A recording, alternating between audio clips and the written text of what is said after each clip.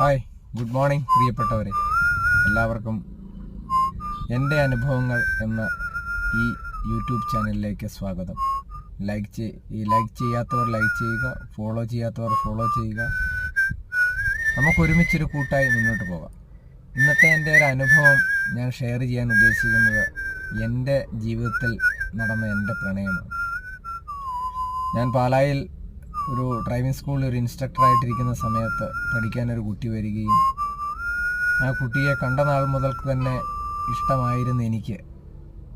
പിന്നീട് 15 ക്ലാസ്സുകൾ കൊടുത്ത് അവസാനത്തെ ക്ലാസ്സിൻ്റെ അന്ന് ഞാൻ എൻ്റെ പ്രണയം തുറന്നു പറഞ്ഞതും ആ കുട്ടി നോ പറഞ്ഞ് എന്നിൽ നിന്ന് അകന്നു പോയതും എല്ലാം ഇന്നലെ കഴിഞ്ഞ പോലെ എന്ന് ഞാൻ ഓർത്തിരിക്കുന്നു.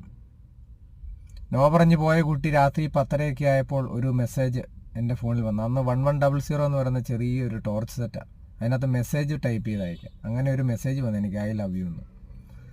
അപ്പോൾ രാത്രിയിൽ ഉദിച്ചു നിൽക്കുന്ന ചന്ദ്രൻ്റെ വെട്ടം വളരെ വലുതായി തോന്നിയ ആ നിമിഷം എൻ്റെ ജീവിതത്തിൽ നടന്ന ഏറ്റവും വലിയൊരു അത്ഭുതങ്ങൾ പോലെ ആ പ്രണയത്തെ ഞാൻ ഇന്നും ഓർക്കുന്നു. ഇന്നും ഞാൻ കാത്തു സൂക്ഷിക്കുന്നു. ആ കുട്ടിയെ തന്നെ ഞാൻ വിവാഹം കഴിച്ചു.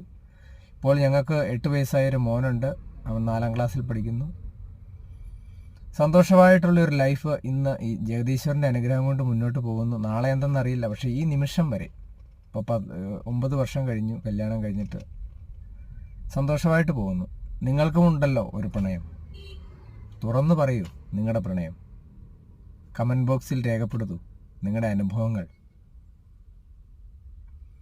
വർണ്ണവിസ്മയങ്ങൾ തീർത്ത് മനസ്സിൽ ഒരു സൗധം പണിത പ്രണയമില്ലാത്തവരായി ആരുമില്ല. പക്ഷേ നമ്മളെ ആരും പ്രണയിക്കുന്നില്ല എങ്കിൽ വിഷമിക്കേണ്ട. അത് നമ്മൾക്ക് വേണ്ടി മാത്രം കാത്തിരിക്കുന്ന ഒരു പെണ്ണിൻ്റെ പ്രാർത്ഥനയുടെ ഫലമാണ് എന്നുള്ള തിരിച്ചറിവ് നമ്മൾ എപ്പോഴും ഉണ്ടായിരിക്കണം.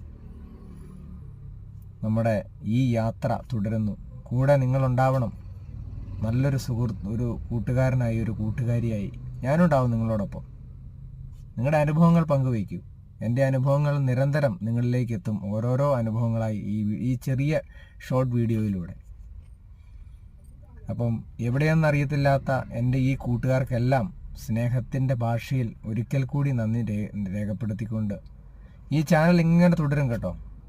ഇരുട്ടത്ത് നമ്മുടെ നിഴൽ പോലും മാഞ്ഞു പോകുന്ന ഈ കാലം, അല്ലെങ്കിൽ ഈ ജന്മം സുന്ദരമാകട്ടെ എന്ന് പ്രാർത്ഥിക്കുന്നു.